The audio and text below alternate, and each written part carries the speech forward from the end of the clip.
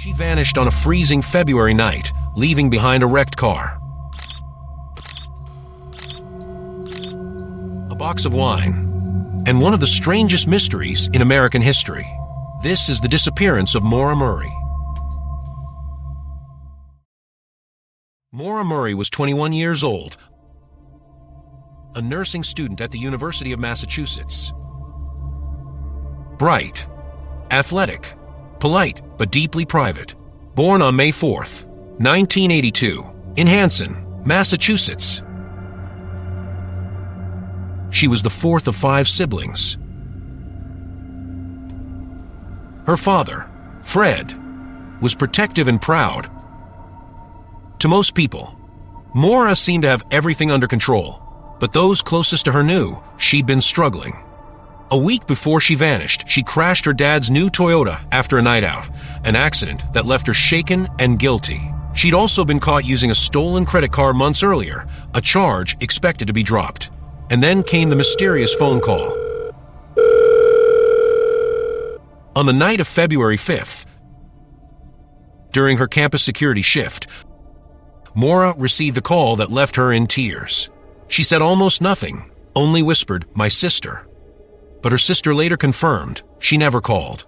From that night on, something in Maura changed. Then, on February 9th, she emailed her professors.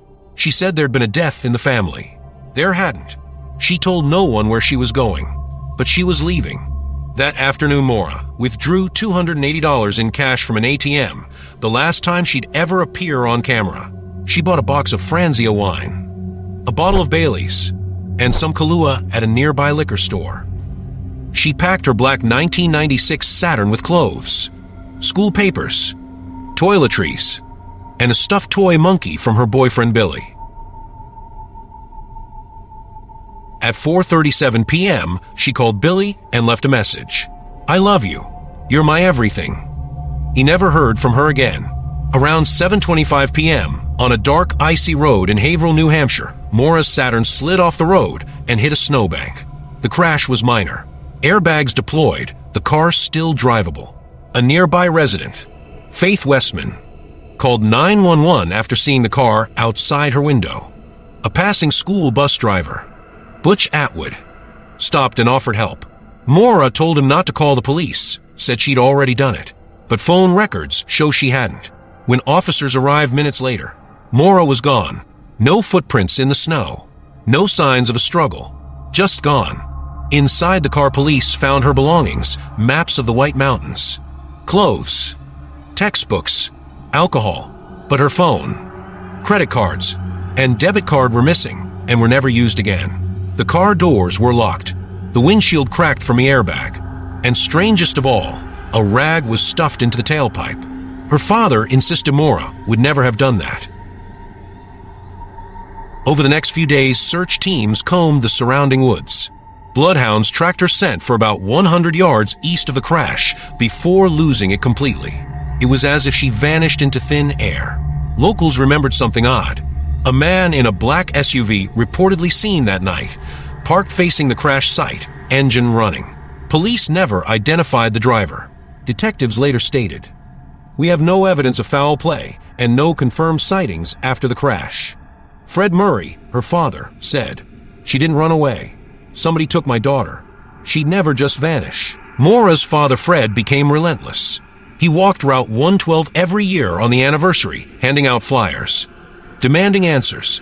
Online, her case exploded, one of the first true crime mysteries to take hold on the internet. Reddit forums, podcasts, YouTube theories. Everyone had an idea.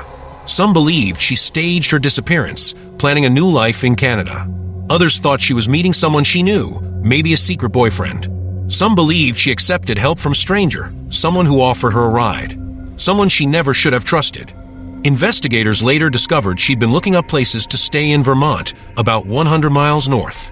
Her final phone call was to a motel in Stowe. She never made a reservation. Her disappearance triggered one of the largest searches in New Hampshire history.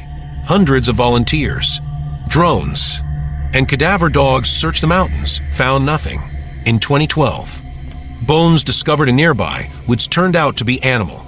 In 2019, A home near the crash site was excavated after ground-penetrating radar revealed an anomaly under the basement. It wasn't her.